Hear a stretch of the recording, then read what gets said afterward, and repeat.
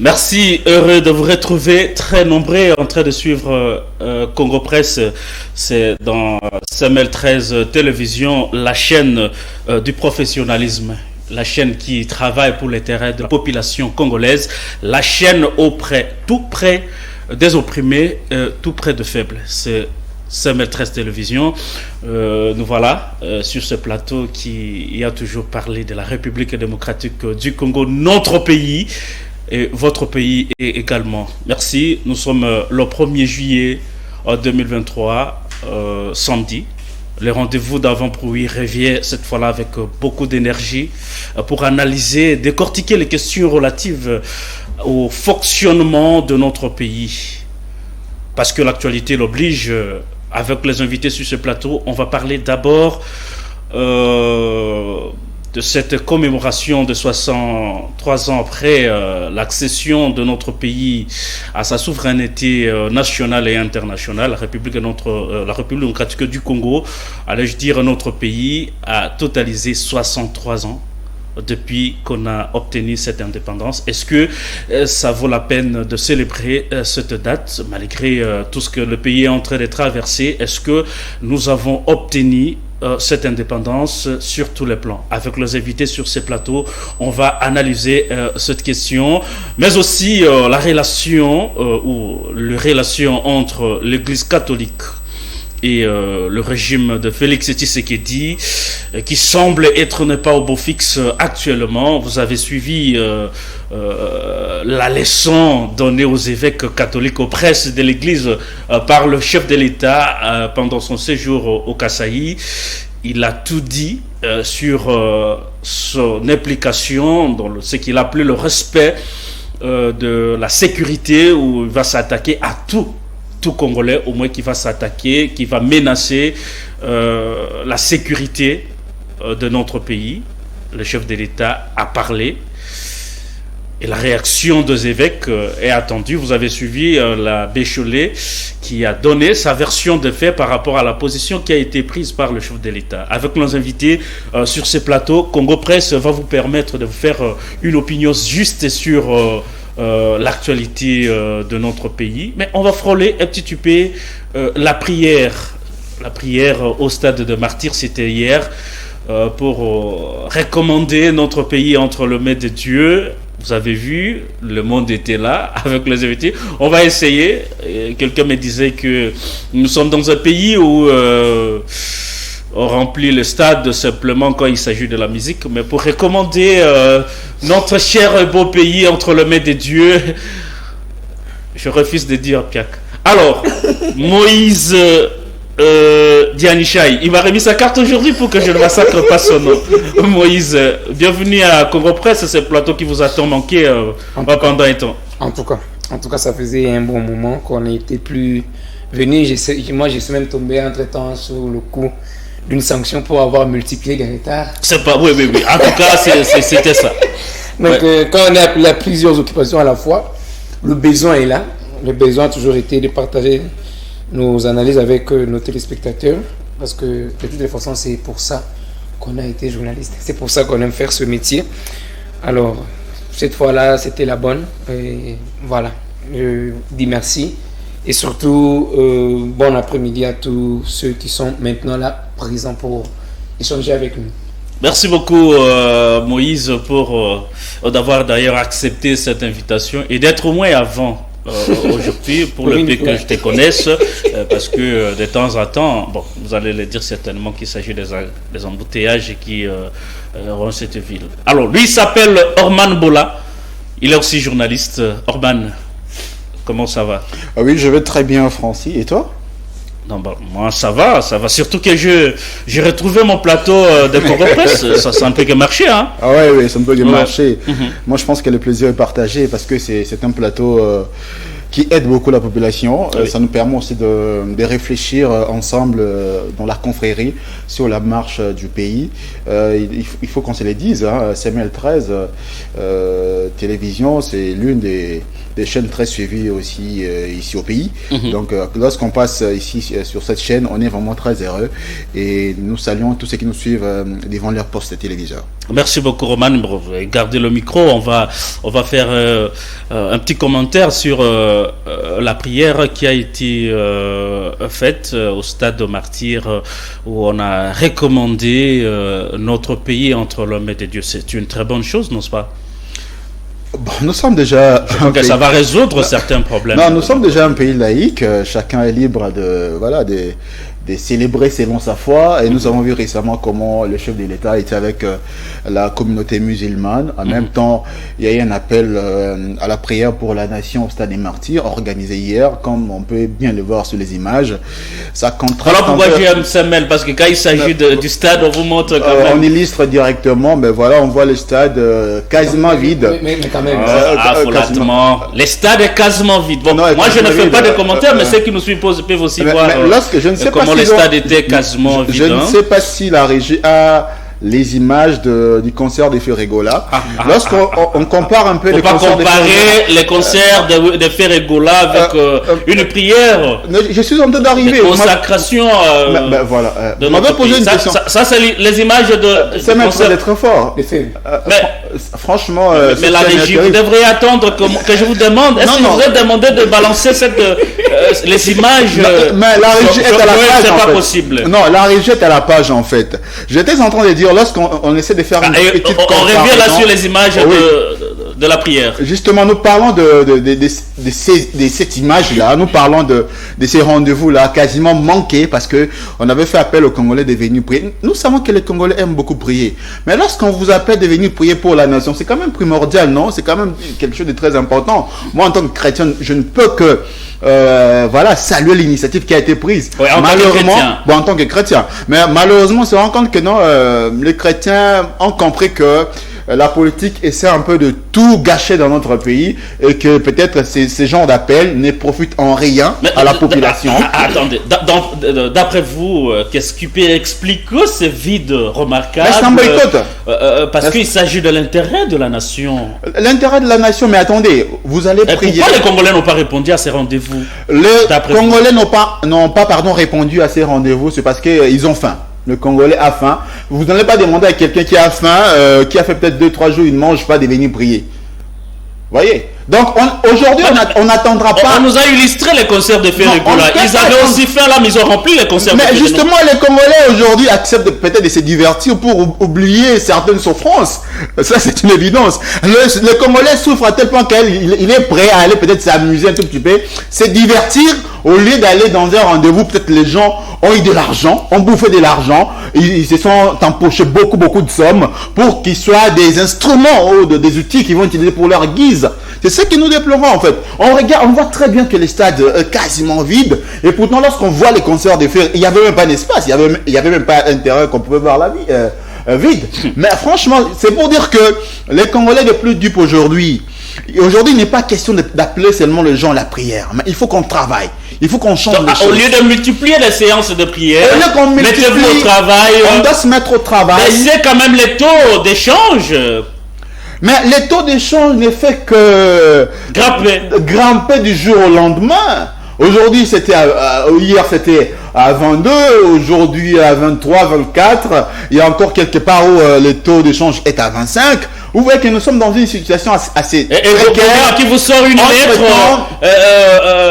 sur laquelle il demande aux candidats présidents qui vont notarier leurs documents, leur diplôme. Oui. Il dit, bon, étant donné que le taux est déjà à 24...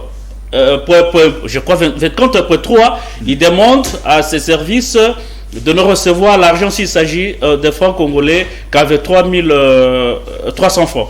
Il a aussi 24 300 francs. Dans tout ça, il a légalisé les taux d'échange d'après l'hôtel de ville. Non, dans tout ça, ce sont des théories. Nous sommes face à un gouvernement, face aux autorités qui sont assez théoriques. Aujourd'hui, les Congolais n'ont pas besoin de toutes ces théories. On a besoin de pragmatisme. On a besoin des décisions fortes pour changer donc la vie ou le social de l'homme congolais. Mais lorsqu'on attend des discours comme les taux va baisser, il y aura ceci, cela. Il y a même une rumeur qui court aujourd'hui que Vital Kamerhe aurait dit que le taux sera tranquille. Non, justement, c'est une rumeur. Il faut qu'on informe l'opinion. Vital Kamerhe n'a jamais dit que le taux baisserait à 1000 francs le 30 juin. Mais non, on veut tout mettre sur Kamerhe, sur les dos de Kamerhe. Mais parce que voilà, c'est lui le boss du ministère de l'économie. Alors, si vous avez des réactions, vous êtes habitués au 099 plus 243 99 77 53 113 ou 82 14 10 348. Si vous avez des réactions par écrit, il faut seulement écrire comme d'habitude. Il ne faut pas appeler. Parce qu'on ne va pas vous prendre, parce qu'on est en direct. Alors Moïse, mais toi tu n'étais pas au stade alors qu'il s'est agi d'une question d'intérêt national. Donc déjà il faut donner du sens à ce rendez-vous. Vous donnez quel sens au rendez-vous? J'ai été surpris de voir que ça a été la seule initiative qu'on ait prévue de manière officielle pour une journée dite de l'indépendance. J'aimerais ici rappeler que qui dit indépendance dit trois choses. Allez-y. Nous parlons de la souveraineté. Et dans la souveraineté, nous avons la souveraineté doit être économique, doit être politique. Et la souveraineté économique et politique sont assises sur ce qu'on appelle la souveraineté, ou plutôt la puissance militaire. Ce sont là les trois éléments qui garantissent une souveraineté au sein d'un État. Nous, on a vu par le passé, le jour de l'indépendance, par exemple, on voyait des défilés militaires. Ça avait du sens. Je ne sais pas si vous avez vu dernièrement un entraînement de parachutistes des FARDC. Comment ça a été accueilli par la population. Nous sommes un pays en guerre. Et comme tel, je ne vais pas encore parler du côté laïque, mais comme tel, quand vous prenez une journée de l'indépendance pour une journée de prière, nous prions pourquoi? On prie pour renforcer l'indépendance, à mon avis. C'est ça en fait le mal congolais. J'ai même vu des amis de l'UDPS lui dire sur la toile.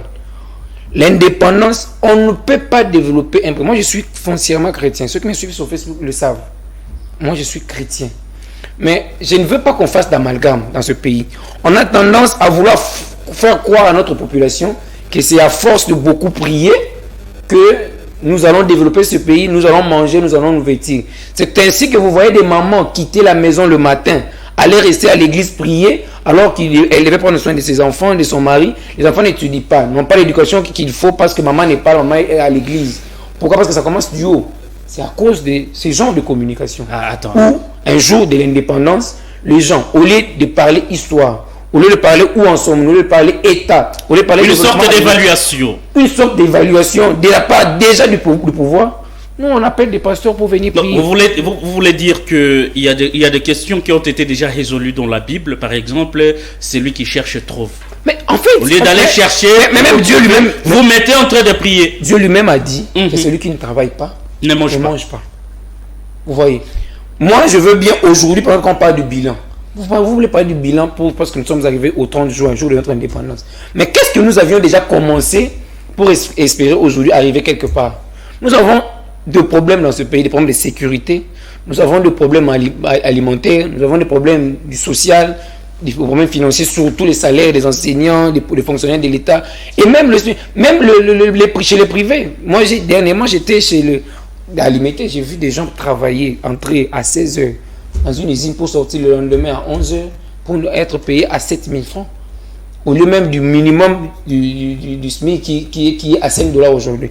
Donc ce que moi je regrette par rapport surtout à cette journée-là, c'était non seulement une occasion manquée, c'est une très mauvaise communication. C'est une très mauvaise politique que l'État mène vers la population. D'après vous, est-ce que vous voulez dire cette journée-là n'avait pas sa raison? N'avait pas sa raison d'être, surtout pas la présence du chef de l'État. Moi je veux aujourd'hui, moi j'aurais voulu, moi j'ai fait la communication des organisations. J'ai un peu des petites notions de communication.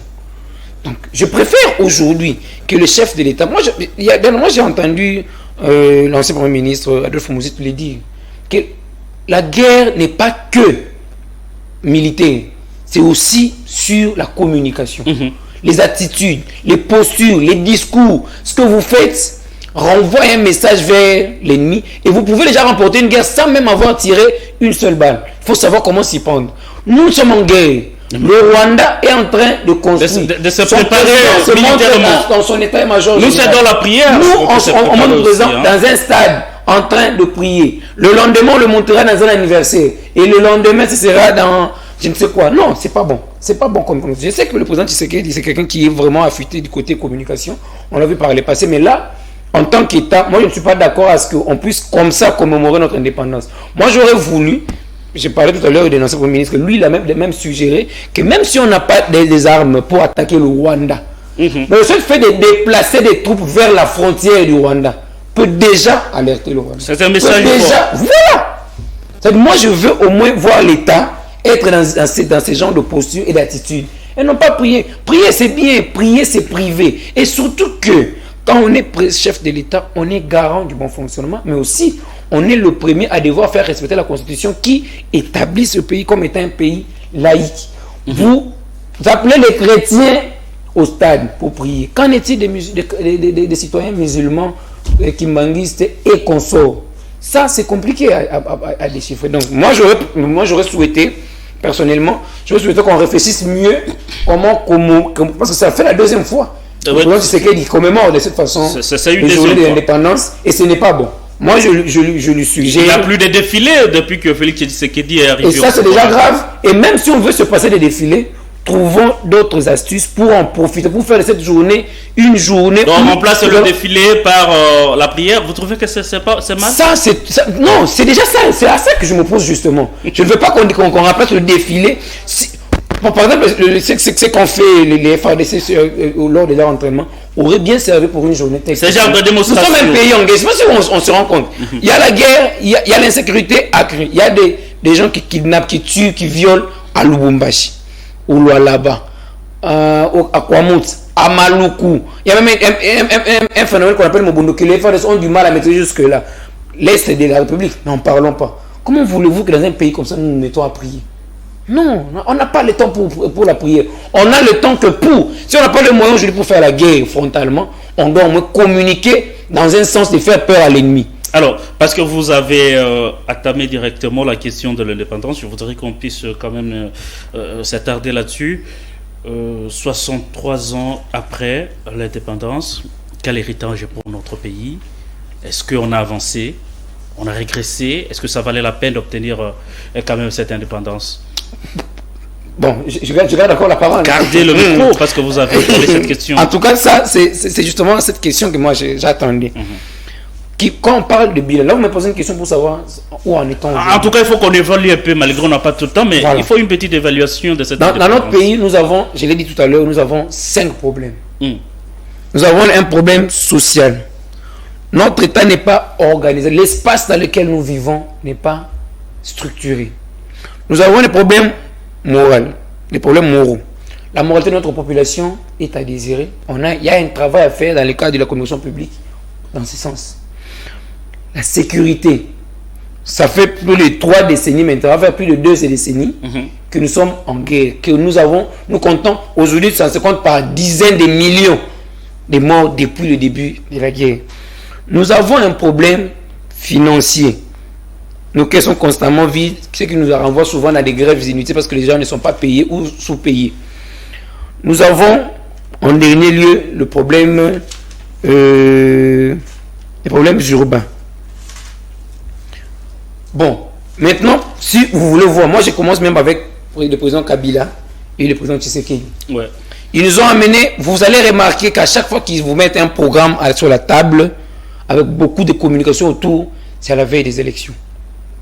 On a connu la modernisation, la modernité. 5 chantiers, sous Joseph Kabila. Sous Joseph Kabila. Le président Tshisekedi est venu avec le programme de 100 jours. Là, c'est 145 jours. Oui, 145 jours d'ailleurs, parce que le bilan est arrivé même d'ailleurs une année après. Il a sans compter d'abord le programme de son élection, où il nous parlait de 89 milliards en 5 ans, qu'on n'a pas pu obtenir. Il a parlé de 145 territoires. Jusque-là, on ne sait pas. Le Premier ministre a même initié le problème de son trou. Je prends encore un simple exemple. Le Premier ministre lui-même annonce un programme de Kinshasa zéro trou. Le programme commence. Aujourd'hui, il est difficile de circuler à Kinshasa. Non, mais c'était quand que c'était devenu facile. Avec un véhicule, c'est vraiment difficile. C'est déjà quand que c'était devenu facile. Même quand on a lancé le projet, on était dans la difficulté. Il y avait 10 millions de trous. 3 mois après, il y en avait 15 millions. Aujourd'hui, je vais compter les trous à Kinshasa. Je ne sais pas si quelqu'un peut arriver. À cette recette, d'ailleurs, on avait fait un effort à un moment donné de compter ces trous. On a été victime des attaques. Vous avez pris le risque de compter les trous. On a compté. Mais c'est trop. D'ailleurs, je vais vraiment voter pour saluer mon ami Roberto qui s'est donné la peine de circuler. La seule, Roberto Tchaye, d'accord, qui a pris la peine de prendre toute l'avenue de bypass et qui a répertorié 300 trous. Pendant que le gouvernement déjà s'est félicité de dire voilà, on a couvert les trous à Kinshasa. La seule avenue bypass comptait à l'époque 300 trous. Il faut dire qu'actuellement c'est plus. Aujourd'hui, par exemple, on s'apprend à quelqu'un comme Inos Bi parce qu'elle a dit que c'est pas à moi de faire arrêter la guerre à l'Est. La guerre on s'apprend à lui. Non, mais messieurs, prenons-nous au sérieux. Que font nos autorités à part le fait que dernièrement j'ai vu tout le monde Rwanda is killing et tout ça, c'est bien beau. Sur le terrain, qu'est-ce que nous faisons? Pourquoi est-ce qu'aujourd'hui nous sommes pris dans ce piège avec le Rwanda?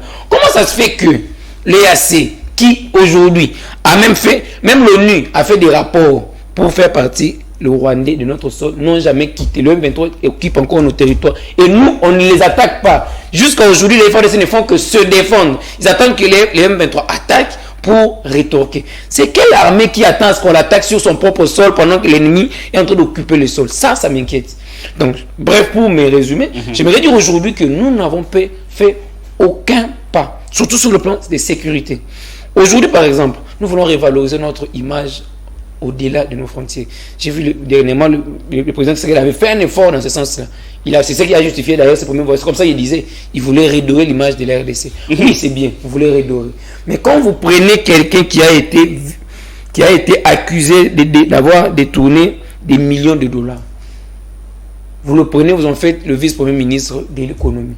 Qui voulez-vous renvoyer comme image à l'extérieur du pays? Ça veut dire que ça peut faire fuir le partenaire. Justement, dire des choses c'est bien. Mais qu'est-ce que vous faites concrètement? Quelles sont les actions que vous posez? Vous prenez un ancien chef de guerre qui a même été condamné par une cour pénale internationale, même s'il a été par la suite lavé. Mais vous le savez, ici au pays, nous savons que ce monsieur a même tenté à renverser un chef d'État établi. Mais vous en faites le ministre de la Défense. Que voulez-vous que les gens disent de nous? Que voulez-vous? Ça, c'est un élément très important. Que voulez-vous que les gens disent de nous? C'est-à-dire que moi, aujourd'hui, je suis inquiet. Si on doit faire un bilan, quelles sont les actions que nous posons? Parce que moi, j'ai appris en physique, il y a une loi qui dit que le même cause produisent les mêmes effets. Les mêmes effets. Il n'y a pas de miracle. Quand vous prenez les mêmes gens, vous composez avec, dans un même contexte, Kabila, on lui a reproché d'être trop large. Lent à agir, il ne punissait pas. Le président Tshisekedi a donné de l'élan à un moment donné. Il mettait les gens en prison. Quels sont les gens qui ont été arrêtés pour détournement et qui sont aujourd'hui en prison? J'ai suivi le chef de l'État se plaindre sur la RTNC, dire la justice, même les gens qui étaient censés me servir, même dans la justice, on trouve encore des gens corrompus. Mais messieurs, c'est lui qui est en train de parler sur le magistrat suprême. Donc, vous avez des éléments, mais vous n'agissez pas. Ça, c'est ce qu'on a reproché au président Kabila. Le président Tshisekedi le sait. Donc le président est en train de il est en train de devenir large et ça m'inquiète.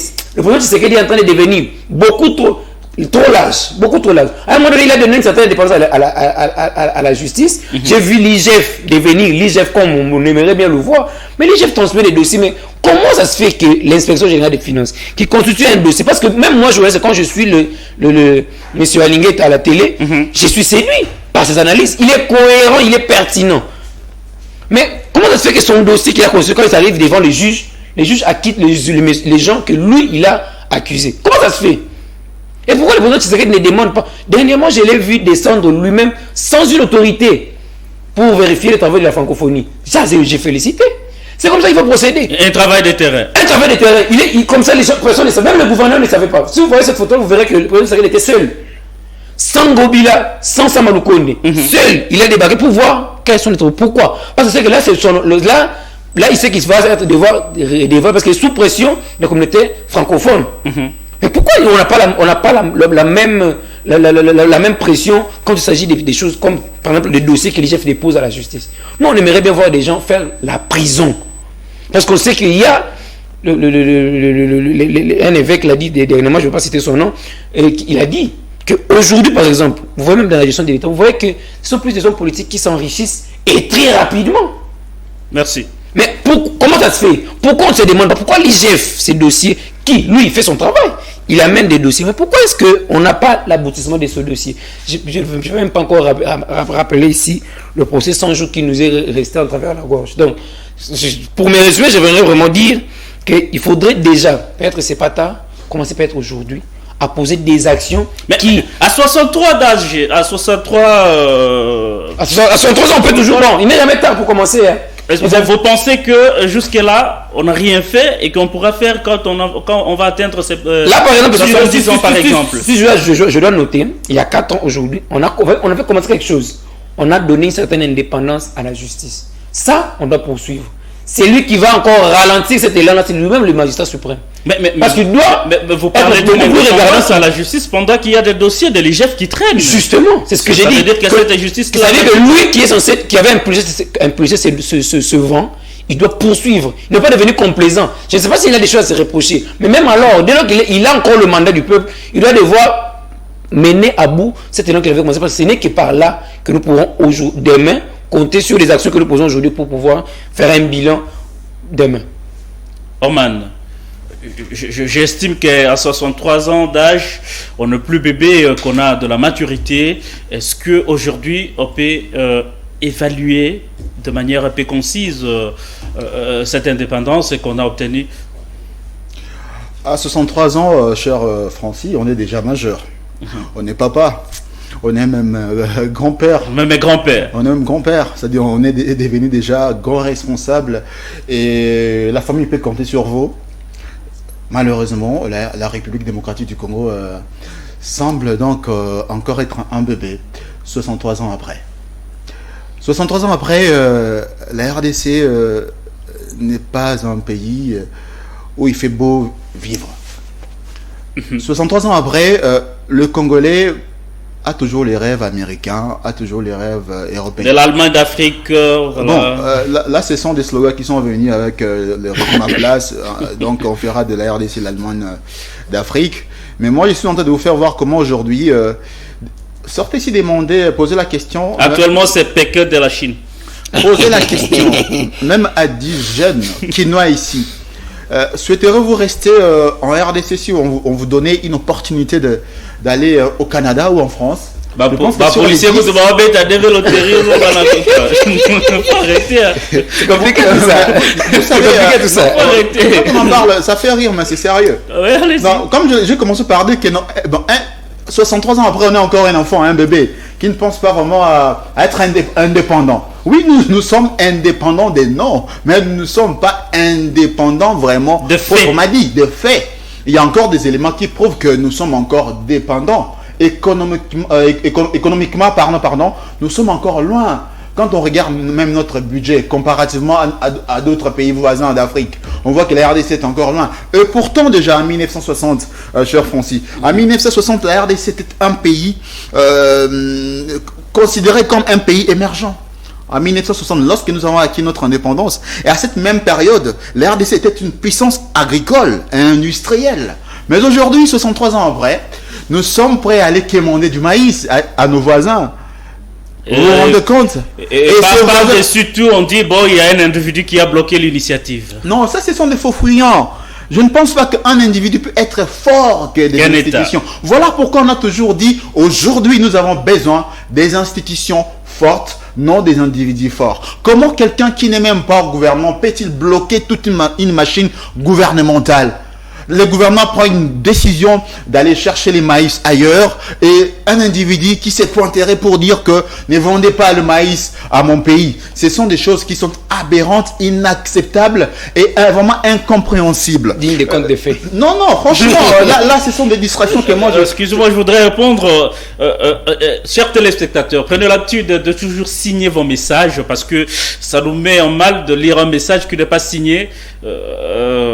On risquerait de nous attribuer le propos. C'est bien, mais on va lire le message. Allez-y, Orman. Oui, pour poursuivre un peu mon propos, comme je disais, d'ailleurs, il y a un grand auteur que vous connaissez, Franck Fanon, qui disait que la RDC, en fait, l'Afrique a la forme de revolver, dont l'Afrique serait la gâchette qui se trouverait en République démocratique. Vous vous rendez compte? Donc, l'essor de l'Afrique dépend en grande partie de la RDC. Parce que la RDC devait être un pays qui devait impulser le développement de toute l'Afrique. Malheureusement, nous avons connu des dirigeants, à mon humble avis, trop égoïstes, qui ont pensé plutôt à s'enrichir eux-mêmes en lieu et place de penser à la population, parce qu'on ne peut pas comprendre. Si on est parti avec Kassavoubou à l'époque, on a dit que lui il était un tout petit peu prêtre, il était trop timide, il fallait peut-être les déboulonner, les mettre à l'écart pour prendre quelqu'un d'autre, ou voir peut-être Mobutu qui s'est imposé par la suite. Et avec Mobutu, on a connu une dictature sans pareil.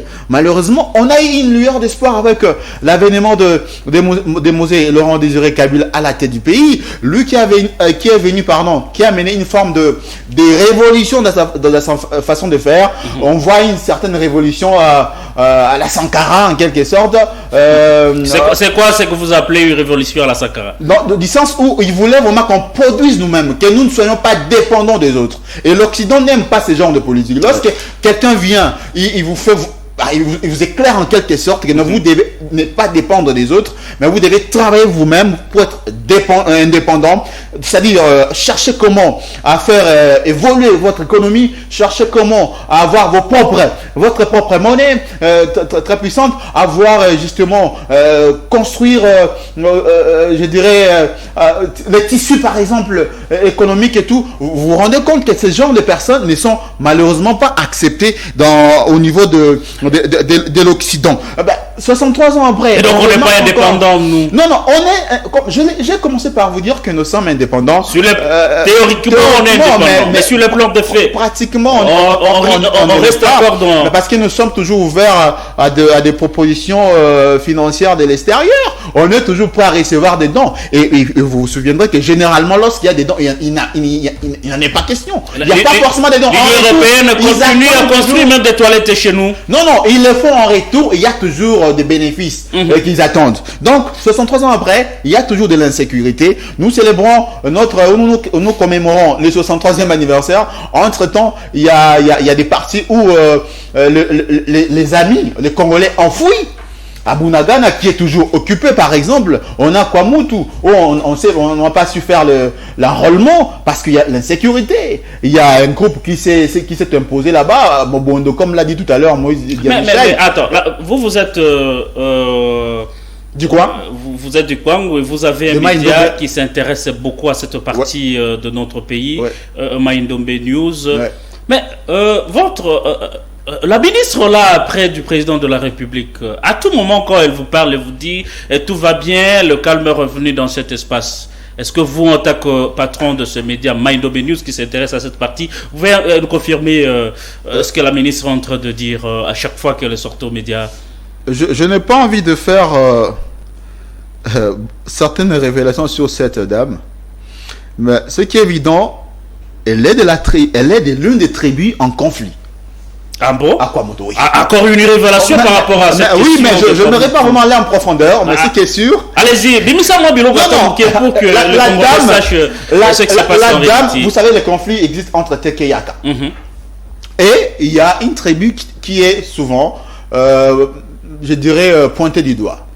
Il y a une ethnie, Yaka. Et ce sont les Teke qui sont, entre guillemets, victimes. Parce qu'il y a le député national Willy Bolio, qui est élu de Bolobo, dans la province du Maine, qui parle souvent d'épuration ethnique, dont les Teke sont aujourd'hui exterminés par les Yaka. Et la ministre, elle est Yaka. Ah bon? Elle est Yaka. Et je ne sais pas si, quand elle fait ses déclarations, c'est dans la peau d'une femme, un homme d'État, ou c'est dans la peau vraiment pour défendre son ethnie. On ne comprend pas. La dame n'arrive même pas à Kwamouth. Elle ne se déplace pas là-bas, elle fait des déclarations à distance. Elle est à Kinshasa. C'est pas possible. Dans mais son salon, elle est rassurée à dans son Kinshasa, salon, il peut régler faire des déclarations. On tue le gens la veille, elle passe à la télé pour dire non, il y a de la calmie. Donc on tue le gens dans telle zone de Kwamouth. Elle vient, non, maintenant tout est redevenu à la normale. Non, mais si c'est comme ça, Madame Nana, vous devez arrêter. Ce n'est pas possible. On tue les gens et vous nous rassurez à Kinshasa. Pourquoi la CENI a-t-elle reporté l'enrôlement des électeurs et l'identification au niveau de Kwamouth? Alors que cette dame disait tout haut que non, tout était redevenu à la normale, on peut manger, on peut boire, on peut... Non, franchement, c'est pas sérieux, madame. Je ne sais pas si vous jouez pour tel ou tel autre camp, mais ce qui est plus important aujourd'hui, de voir l'intérêt général. Les gens meurent là-bas, comme je disais, 63 ans après, il y a toujours des tueries, que ce soit à Kwamouth, que ce soit au Nord Kivu, et ça doit cesser. Nous devons nous réveiller. Les Congolais doivent prendre conscience que ces pays nous appartiennent, nous tous, et c'est pas quelqu'un de l'étranger ou de l'extérieur qui viendra nous faire un cadeau. C'est à nous-mêmes de nous prendre en charge pour chercher comment à faire développer ces pays, car 63 ans après, on est encore loin. Je voudrais 63 ans après, on continue. Tout ça, Batokosenga, Massamuna, na Zambie. Et puis, on peut même en faire un problème. Cet opposant-là. On en fait un problème. On en fait un problème. Je lis le message. Bonjour Congo Presse. L'indépendance est une insulte. Au regard de cette indépendance politico-militaro-financière entretenue en dessein. Et la prière est une distraction. 63 ans durant, prenons-nous en charge, chers compatriotes. Donc je vous ai dit que si vous voulez réagir, c'est au 082 14 10 348, il ne faut pas appeler, ou bien le 99 77 53 113. Vous avez suivi le message d'un téléspectateur qui dit que c'est l'indépendance pour nous, c'est une insulte. Parce qu'on reste en dépendance sur le plan économique. Mais c'est politique, moi je pense économique. Et que la prière au stade de martyr n'est autre qu'une distraction. Un petit commentaire par rapport à cette... Déjà, en tant que chrétien, on sait que la prière est une arme efficace. Mais après, lorsqu'on est... c'est une arme pour tout chrétien. On ne peut pas... Non, dans les cas d'espèce, on ne peut pas interdire à un chrétien ou à un enfant de Dieu carrément de prier. C'est très important. D'ailleurs, la Bible nous recommande de prier sans cesse. Donc, prions sans cesse. Même pour notre pays, on doit le prier. On doit le faire, pardon. Mais après, on ne peut pas résumer tout par la prière. On ne peut pas remettre le sous-développement de notre pays par la prière. Mais, parce que c'est paradoxal. Comment les gens qui nous dirigent ne meurent pas de faim, mais le citoyen lambda souffre tout le jour. Et vous demandez à celui-là de prier. Mais il vous trouvera que vous êtes méchant. C'est aussi un point. C'est ça. C'est aussi une question. Vous mangez, prier, c'est bien. Pourquoi c'est l'État qui doit vous appeler à la prière? Mais ce sont les mamans qui vont d'accord à peine un peu de pain au coin de l'avenue. C'est elle qui doit laisser. Que vous appelez au stade pour prier. Mais c'est paradoxal. Pour lui, ça sera une insulte, justement. Aucun commentaire. C'est une insulte pour vous. Voyez. Mais après, comme je le disais, évoquant aussi l'aspect de notre indépendance, mais il y a quand même certains éléments vraiment à saluer, à l'instar de la démocratisation en quelque sorte. Parce que avant l'indépendance et après l'indépendance, on s'est rendu compte qu'il n'y avait pas d'élection. Même à l'époque de Mobutu, pourquoi il a été taxé des dictateurs? Parce qu'il a régné pendant plus de 32 ans, il n'y avait pas d'élection. Mais on s'est rendu compte après le départ de Mobutu et celui de Kabila le père, le fils est venu, il a insufflé un peu le vent des démocraties avec la tenue régulière des élections. Ça, ce sont les points positifs. Oui, les points positifs, notamment de notre indépendance. Alors, ces points positifs vont me permettre de prendre la deuxième thématique.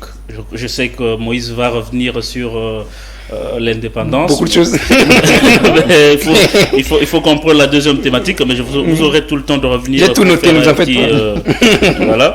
On a annoncé la thématique sur la réaction du président de la République, Félix Tshisekedi, face à l'Église catholique. Le président a évoqué une certaine dérive au sein de l'Église catholique et ce discours-là a été très mal vu par une certaine opinion. Moïse, votre réaction par rapport à ces jeux de mots entre l'Église et le régime? L'Église catholique autrefois aux côtés de l'UDPS, quand l'UDPS était dans l'opposition, et maintenant qu'on veut faire la même chose face à Félix Tshisekedi, on dénonce une certaine dérive. Vraiment. En tout cas, c'est la question de l'Église. J'ai d'ailleurs pris le temps de noter quelque chose. Allez-y. Je vais brièvement résumer un peu ce que Ormand disait tout à l'heure. C'est vrai que la prière est une bonne chose, mais moi la question que je me pose, c'est que est-ce à l'État d'appeler la population à la prière? Non, ça c'est une confusion.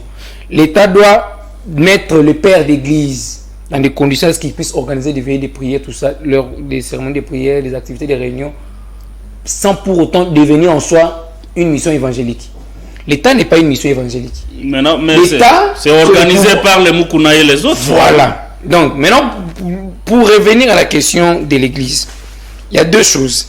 Je note d'une part l'hypocrisie de l'État, du pouvoir, de la part du président Tshisekedi, que j'aime et que je respecte beaucoup, mais l'objectivité et la raison exigent à ce qu'on lui dise aussi. Que le président Tshisekedi, s'il veut prêcher aux prêtres comment être au milieu du village, il doit commencer par le faire avec l'évêque Mukuna. Vous voyez? Donc, moi je suis d'accord avec lui quand il dit que l'Église doit rester dans ses limites. Je suis d'accord. L'Église, quand je suis aujourd'hui, l'interview qu'a donné l'évêque Mouteba au journal Jeune Afrique, je sens Délice Essang en train de parler. Je sens Adolphe Mouzito en train de parler. Il y a un opposant. Je sens de l'opposition. Il emploie même des éléments de langage. Vous savez, on peut avoir les mêmes idées, mais vous sentez même des éléments de langage. Même lui, il parle de la vie chère. Tu vois, ça c'est... Et moi, aujourd'hui, je me demande, la première des choses, c'est de savoir pourquoi un évêque va donner une interview aussi politique du début à la fin. Ça, c'est la première question que je me pose. La deuxième question que je me pose, c'est que pourquoi c'est maintenant, même quand l'opposition a besoin d'un coup de pouce, que l'évêque se prononce. Et je ne vais pas revenir sur les plusieurs dérives que même des catholiques ont dénoncées de la part de l'archevêque de Kinshasa, que je cite d'ailleurs, le cardinal Ambongo. Donc c'est pour dire qu'aujourd'hui, par exemple, l'Église, il faut que nous puissions mettre les choses à leur place. C'est vrai qu'au cours des temps, l'Église a perdu son pouvoir et le Vatican n'a jamais bien reçu. Depuis le 19e siècle d'ailleurs, vous savez, même à travers l'Europe, l'Église a constamment perdu peu à peu son pouvoir et son influence politique. Mais chez nous, on a encore du mal à pouvoir se défaire. Moi, là où je suis d'accord avec l'Église, c'est qu'aujourd'hui, par exemple, l'Église, c'est la seule structure qui puisse parler des intérêts du peuple sans arrière-pensée. Sans une dose politique. Sans une dose politique, sans chercher, sans attendre des dividendes politiques. Pourquoi je le dis? Parce que, rassurez-vous, ça, moi, je veux le dire à notre population, chaque opposant que vous voyez s'opposer au processus électoral, rassurez-vous, chers concitoyens, chers compatriotes, il veut le dialogue. Pourquoi? Parce que le dialogue permet de se refaire de caisse pour mieux affronter les élections. Le dialogue donne le pouvoir et les avantages qui vont avec. Le dialogue permet de fragiliser l'adversaire politique qui est le président. Ça n'a pas commencé aujourd'hui.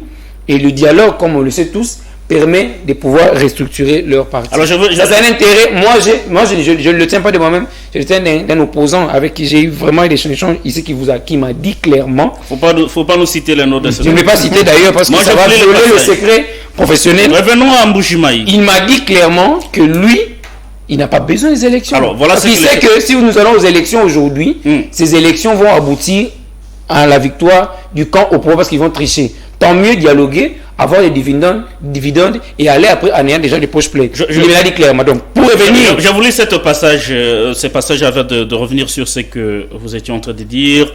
Voilà ce que le président dit en Mbujimayi. Il dit une dérive que je qualifierais de dangereuse, surtout en cette année électorale.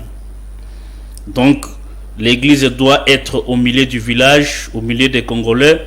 Mais c'est fait que parmi vous, il y a malheureusement quelques personnes qui ont pris une tendance dangereuse qui risqueront de diviser notre nation.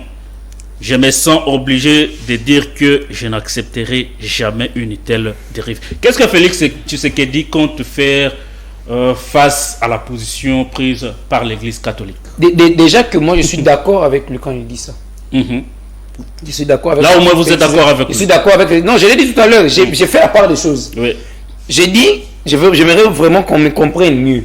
Moi je suis d'accord avec le fait de demander à l'Église d'être vraiment au milieu du village. Et ne pas faire de l'opposition en soutane.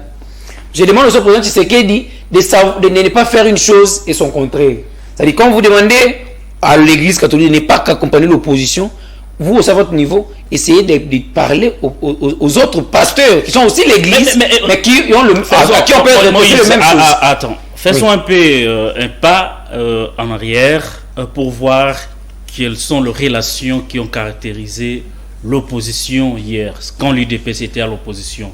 L'UDPS avec quel genre de relation, quel type de relation avec l'Église avant que l'UDPS n'accède au pouvoir? Mais justement, c'est de ça que je suis en train de parler justement. Le président Tshisekedi ne fait pas la part des choses. C'est-à-dire quand il dit ça, moi je suis d'accord avec lui. Vous voyez par exemple l'évêque Mouteba qui dit que on lui demande quelle serait la solution selon lui pour que nous puissions aujourd'hui pacifier l'Est de la République. Qu'est-ce qu'il lui propose? Le dialogue. Qu'est-ce que Kagame a toujours proposé? Le dialogue. Qu'est-ce que le M23 a toujours demandé? C'est le dialogue. Qu'est-ce qu'on a toujours fait depuis tout ce temps pour arriver aujourd'hui à avoir une armée infiltrée jusqu'à la moelle épinière? C'est le dialogue. Donc, ce discours de l'archevêque Mouteba de Lubumbashi renforce en fait le langage, les éléments de langage des ennemis de la République que nous, on ne peut pas cautionner.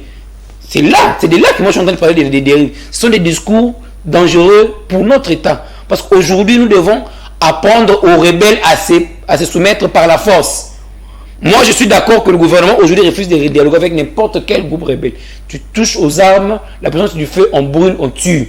Je suis d'accord avec cette méthode-là. C'est d'ailleurs ce qui a fait qu'aujourd'hui, pour aller terroriser aux États-Unis d'Amérique, on réfléchit 2 fois. Donc, moi, aujourd'hui, je suis d'accord avec lui, mais aussi c'est que je lui demanderai. Ça pousse les autres à vous respecter. Voilà. Non, moi, je suis d'accord avec le président Tshisekedi quand il dit que aujourd'hui, quand un évêque dit ça, il appelle au dialogue. Moi, je ne suis pas d'accord avec lui. Quand Ambongo dit, donne raison à des gens qui menacent la sécurité de notre pays, moi, je ne suis pas d'accord avec lui. Et je suis d'accord que le président Tshisekedi, dans sa fonction actuelle de garant du bon fonctionnement et aussi de la sûreté territoriale, puisse avoir ces langages-là, je suis d'accord avec lui. Mais par contre, là où moi je ne suis pas d'accord avec lui, c'est que lui ne voit que ce que disent les évêques. Mais il ne voit pas les dérives qui viennent de l'autre côté des églises des évêques, qui sont aujourd'hui d'ailleurs majoritaires par rapport à leur ancrage social. Quand c'est Cholle qui dit quelque chose, voilà. Ça flamme. Donc moi j'ai l'impression que le président est en train de demander et lorsqu'il s'agit de Mukuna, il n'est plus mot. D'ailleurs j'ai entendu dernièrement, j'ai entendu Ngobile, qui est le gouverneur, qui représente l'exécutif, féliciter Mukuna, qui dit que nous avons des bons pasteurs dans ces pays, en l'occurrence Mukuna. Ah d'accord, moi j'ai entendu des choses graves que Mukuna a sorti contre un ancien chef de l'État, j'ai entendu des choses graves que Mukuna a sorti contre les opposants, tout ça. Ah, c'est comme ça qu'on le fait. Il était parmi les orateurs au stade. C'est voilà, on a fait un orateur qui vient parler, on exclut les évêques. Par contre, Mukuna a le même langage que les évêques. Donc si on appelle aux évêques d'être beaucoup plus pro-opposition, on doit se reprocher aux églises de réveil d'être pro au pouvoir, ce qui n'est pas le rôle de l'église. Et c'est qu'on doit condamner de la part des évêques, mais aussi des églises pentecôtistes, des réveils. On va revenir sur ce je vais conclure surtout. Très rapidement. Moi je crains que ce discours du président Tshisekedi soit plutôt un cri d'alarme qu'il lancerait vers les évêques pour faire une campagne pour lui. Parce que si c'est là qu'il attend des évêques, en tout cas, nous, on ne sera pas d'accord avec lui. Il faut plutôt remettre l'église à sa place et que le pouvoir politique reste aussi à sa place et que le jeu politique se joue sans que les églises puissent tirer d'une part ou d'une autre parce qu'eux, ils ont la mission évangélique. Si vous voulez moraliser la classe politique, faites-le dans les églises, pas à travers des émissions, pas à travers des prises de parole publiques, pas à travers des interviews. Alors, l'abbé Blaise Kanda, que j'aime beaucoup quand il parle du pays, il a réagi. J'ai vu une vidéo à travers laquelle il dit l'église doit être toujours du côté de faibles. Vous allez réagir en attendant. Ok. Je vous lis ce passage, toujours de Félix Tshisekedi en Mbuji-Mayi. Je ne reculerai jamais, ou bien pas devant les menaces, les intimidations de tout genre. En revanche, je m'attaquerai sans hésitation, sans remords, à ce qui mettrait en danger la sécurité et la stabilité de notre pays. Et il dit, je suis démocrate et je n'ai pas de leçons de démocratie à recevoir. Il avance pour dire, peu importe ce qu'on dira, violation des droits de l'homme ou privation de liberté, je n'en démordrai pas. Alors, le chef de l'État, toujours face à l'Église catholique. Ici, on trouve un Félix Tshisekedi démocrate ou dictateur. François Tchodi, moi je trouvais un Félix Tshisekedi plutôt intraitable, non seulement intraitable mais aussi très offensif. Hein. Ouais. Moi je me suis dit, c'est comme si le président voulait en découdre carrément avec l'église catholique, comme s'il savait très bien au préalable, c'était un rendez-vous de l'église catholique. Il a dit, bon, aujourd'hui ils vont voir, ils vont me sentir. Donc, les gens vont ressentir, c'est ça qu'il voulait le faire, et visiblement, c'est ce qu'il a fait. Mais revenons un tout petit peu en arrière par rapport déjà à votre thématique, quand vous parlez de l'Église catholique face à sa mission sociale. J'avais aussi abordé quelques points évoqués par mon confrère Moïse Dianichai, mais il faut savoir déjà que parmi les missions sociales réservées à l'Église catholique, qui est d'ailleurs signe, à mon humble avis, instrument du salut de Dieu dans le monde, c'est également rendre témoignage de l'évangile, mais aussi servir les hommes. Comment servir ces hommes? Mais c'est justement en les formant, en les conscientisant. Donc, l'Église catholique a pour mission, c'est de conscientiser les hommes en les formant. Vous ne me direz jamais, vous n'allez pas me contredire lorsque l'Église catholique, par exemple, a des écoles et tout. Ça, c'est pour le salut des âmes. Ça c'est le rôle social de l'Église. Ça, c'est le rôle social, justement, pour aider la population, pour former l'être humain. Au-delà de la formation, il y a un aspect de conscientisation par rapport aux enjeux, par rapport aux enjeux sociétaux. Vous comprenez? Je prends une citation du cardinal Ambongo en janvier. En janvier, le cardinal Ambongo dit ceci. Il y a eu beaucoup d'améliorations entre l'Église et l'État. Les choses vont de l'avant. Les rapports sont au beau fixe. Ça, c'était en janvier de cette année. Mais nous sommes au mois de juillet. Bon, d'ailleurs, nous venons d'entrer au mois de juillet. Mais on se rend compte que 5 mois après, les rapports ne sont pas au beau fixe. Mais qu'est-ce qui a changé entre-temps? Moi, je dirais tout simplement, c'est l'attitude de l'Église catholique. C'est son attitude. Face au régime. Face au régime. Et pourtant, le cardinal Ambongo était clair au départ, en disant, ou en avertissant même au chef de l'État, puisque vous avez été avec nous, parce que vous connaissez le combat que nous avons mené, nous serons regardants par rapport à tout ce que vous aurez à faire. Parce que le président actuel, il va pas nous contredire qu'il était toujours proche à l'Église catholique, voire même son père. Ils ont toujours combattu les régimes passés face à certaines dérives. Mais lorsqu'aujourd'hui, le président de la République parle de dérives, moi je m'inquiète parce qu'il n'a pas pu énumérer ces dérives. Est-ce que vous avez suivi les dérives énumérées par le président de la République? Par exemple, lorsque l'Église réclame qu'il y ait quand même qu'on ait quand même un processus électoral apaisé. Par exemple, lorsque l'Église dit que les Congolais doivent manger comme il faut, voilà, c'est parmi les dérives. Là, l'Église est aux côtés du peuple. Ce sont des réclamations que vous et moi formulons tous les jours. Et les citoyens l'entendent. Attends, man. Ici, ça pose un petit problème. Je le mets dans la peau du chef de l'État. Il se pose un problème. Ça veut dire que... quand on lui rappelle son devoir, lui sait qu'il doit faire, ça devient des dérives. On constate tout simplement que les revendications de l'Église deviennent les mêmes revendications de l'opposition face au régime. Mais justement, ça pose un problème, alors. Et les mêmes éléments de langage en plus. Comment vous expliquez cela aussi? S'il vous plaît, Moïse, ça c'est vraiment... Vous êtes dans une forme de confusion. Allez-y. Ne prenez pas les revendications. Vous n'allez pas me dire, lorsque l'opposition demande qu'il y ait audit du fichier électoral, L'église demande ça aussi, ça. Mais la population ne demande pas ça. Non, moi je n'ai pas demandé ça. Lorsque vous n'êtes que peut-être une partie de la population, mais vous n'êtes pas la majorité. On aurait mieux fait peut-être de poser la question. Hein. De faire un sondage, mais je ne pense pas que ça soit une préoccupation pour la population. Que la population mange à sa faim. Lorsqu'en même temps l'église le fait, ça c'est ce qu'on appelle dérive. S'il vous plaît, parce qu'on parle de dérive. D'ailleurs, monseigneur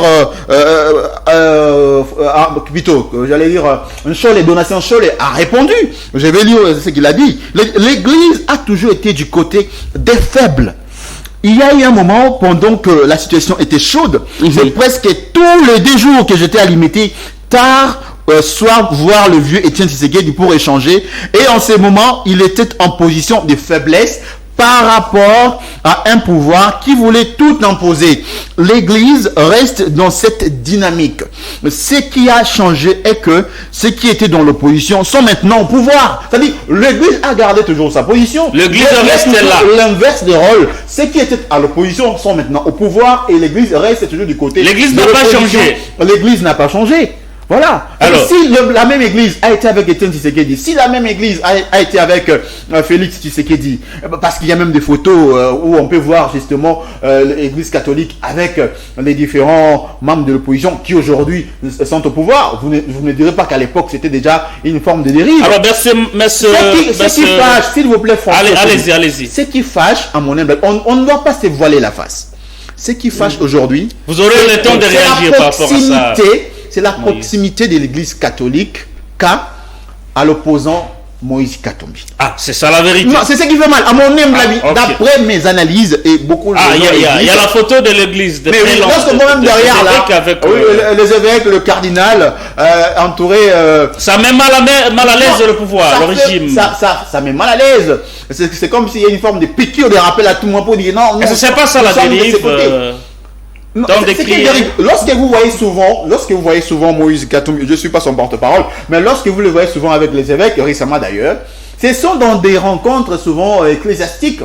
Il vient par exemple pour inaugurer une cathédrale, il vient par exemple pour une messe, célébrer une messe, mais cela ne fait pas de lui proche de l'église. L'église a toujours été du côté des faibles. L'église a toujours été généralement... Alors vous allez réagir par rapport à ce message pour chuter s'il vous plaît. Très rapidement parce qu'on n'a pas... Cette thèse consistant à mettre dans les têtes des gens que l'église doit rester au milieu du village, c'est une fausse thèse. Les gens doivent enlever cela. L'église n'a jamais été au milieu du village. L'église a toujours été du côté des faibles, comme le disent le serviteur de Dieu, les évêques et cardinaux et autres. Monsieur Maximilien, analyste politique, dit ceci: prier sans cesse, oui, mais non pas à la manière pharisienne, pleine d'hypocrisie, comme le font nos acteurs politiques. La prière, l'opium du peuple au profit de l'exécutif. Il dit: ne mélangeons pas la politique et la religion. Nous l'avons dit, ouais. Voilà. Moi je ne sais pas si j'aurai vraiment le temps pour réagir à tout ça. Vous avez le temps. Je commence d'abord par quand le président Tshisekedi dit je vais m'attaquer à quiconque. Quiconque menacerait. Bon, je reformule maintenant ma question. Quand un chef d'État, celui qui a tout le pouvoir dans un pays, promet de s'attaquer à une catégorie de personnes, ça donne quoi? Il les fait comment? Il bousille leur maison, il les traduit en justice, il envoie ses services. Curieusement, Boulangana reste toujours occupé. On sait pas comment il fait. C'est ce que moi je veux savoir. Quand le président Tshisekedi disait qu'il va s'attaquer, lui, il est chef d'État. Mais justement, là, il donne la porte ouverte à certains services qui arrêtent des gens à temps et contre-temps. Ces gens-là vont se dire, voilà, mais parce que lui, il dit qu'il va attaquer. Mais c'est pas lui qui va attaquer directement, mais ce sont ces services qui vont attaquer. Non, là, vous avez interprété que lui n'a pas dit. Les gens sont attaqués. Lui, il a dit je. Mais moi, je prends le jeu. Oui, mais ça fait être direct ou indirect. C'est le président de la République qui parle. Mais il ne dit pas que l'État. Si on dit l'État, c'est pas lui l'État. Mais oui. Mais s'il dit je, ça c'est le président. Mais il va donner l'ordre. Il va donner l'ordre. Non, moi, non. Il donne l'ordre. Moi, je prends le président, il va pas se battre. Moi, je il va donner l'ordre. Il va donner l'ordre, peut-être. À qui? Attendez. Parce que le seul service où lui peut donner, c'est le service militaire. Moïse, il va donner l'ordre à la justice, une minute. là, ça va devenir... Attendez un peu. Moi, je pense que le président de la République, en tant que garant du bon fonctionnement des institutions, à ce titre, quand il dit « je m'entaquerai », ça veut dire qu'il représente le bon fonctionnement et il donne des instructions au service pour... Non, je veillerai à ce qu'il n'y ait pas de dérives, c'est différent de « je vais m'attaquer ». Attention, parlons français. Il n'a pas dit qu'il va veiller à ce qu'il n'y ait pas de dérives, il a dit qu'il va s'attaquer. Non, quand on dit s'attaquer, ça c'est un verbe actif. Mais vous ne verrez pas le président aller à Bunagana pour s'attaquer au MV3 directement. Si le chef de l'État serait lui veut le voir, lui veut attaquer le Rwanda. Vous voulez le voir au fond? Je réfléchis en faisant le parallèle, le parallélisme. Ce que serait vous dit aujourd'hui, fait des discours de la nation, il dit demain, je vais m'attaquer au Rwanda. Vous entendrez quoi? On va s'attendre à ce que le service militaire s'attaque au roi. Voilà. Ce n'est pas Félix qui parle. Voilà, c'est pas Félix Tshisekedi. Moi maintenant, je prends ça, je ramène ça dans le contexte de notre constitution. Allez-y. Le seul prérogative qu'a le chef de l'État pour donner des instructions dans ce pays, c'est surtout du côté militaire. Parce que là, il est le commandant suprême. Oui. Par contre, comme étant chef de l'exécutif, il ne peut pas donner des ordres à la justice. Il les dit lui-même constamment. Donc, ce qu'il dit, moi, je peux déjà enlever l'option. Et le dire et le faire, c'est pas la même chose. Voilà. Non, c'est comme ça que j'ai dit. Voilà. Quand il dit que je vais m'attaquer, moi, je vois déjà l'option militaire, je vois l'option sécuritaire, je vois tout ce qui va avec. L'oppression de l'État contre les évêques. C'est dangereux comme discours. Vous voyez, ça, c'est une dérive dictatoriale. Lui, il dénonce les dérives de la part des évêques. Et là, lui, il est dans une dérive déjà dictatoriale. Son discours fait peur. Si moi j'étais un évêque et que j'entends le président Tshisekedi dire que je vais m'attaquer aux évêques, j'aurais peur. Donc, et ce qui est encore très grave, il ajoute, comme vous l'avez lu, nous l'avons aussi suivi, qu'en matière de droits de l'homme, il n'a pas de leçons à recevoir, quel que ce soit. Ça encore. Ça encore. Ça veut dire que lui-même, déjà quand il dit qu'il va s'attaquer, il voit déjà qu'il va violer des... En quelque sorte, ça dit pour lui, il n'a pas de leçons à recevoir. C'est dangereux comme discours. En matière de droits de l'homme, c'est-à-dire, on peut faire n'importe quoi, on peut arrêter.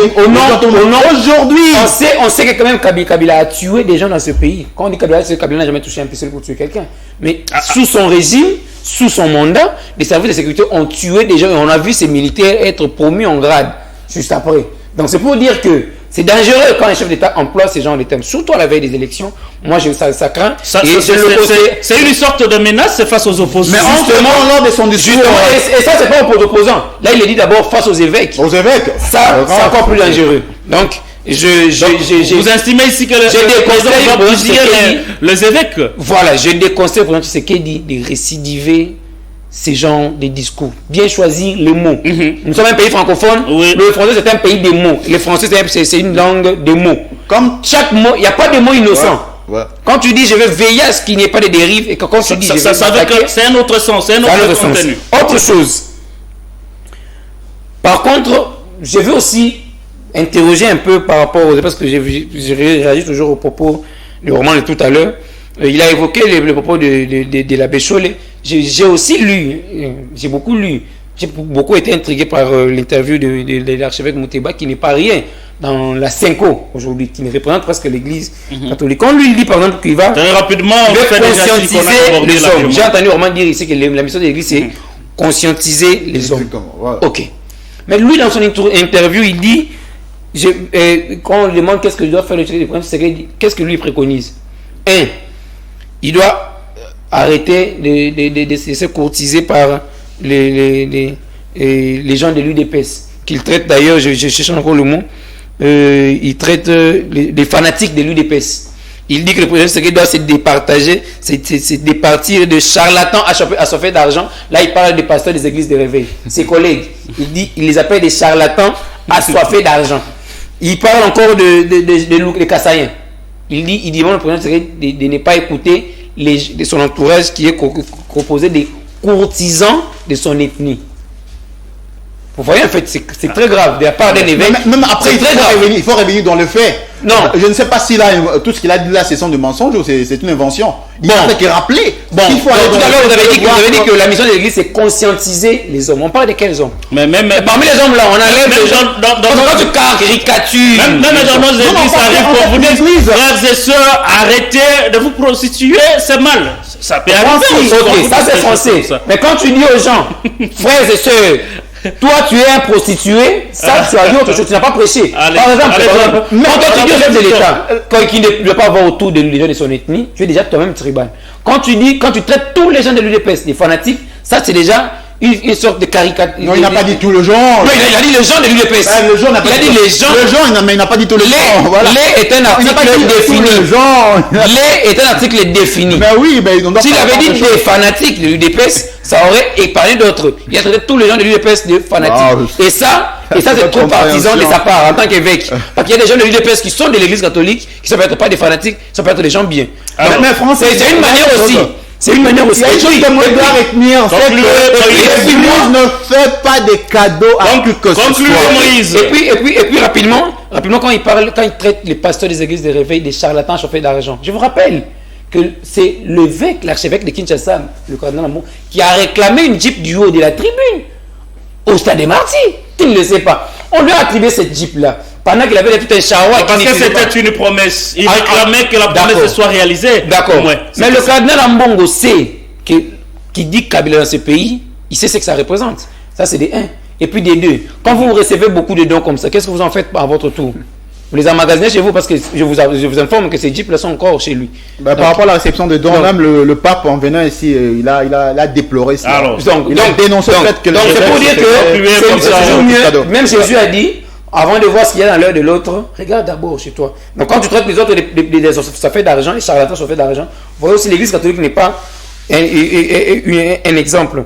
Alors pour conclure, je reviens surtout très sur rapidement le propos de l'abbé Chol. L'abbé Chol dit qu'il est toujours du côté des faibles. Vous savez, hier j'ai entendu l'église catholique dire que ils n'ont jamais été contre Kadima et que tout ça. Pourquoi l'église catholique est partie du conglomérat des églises en RDC?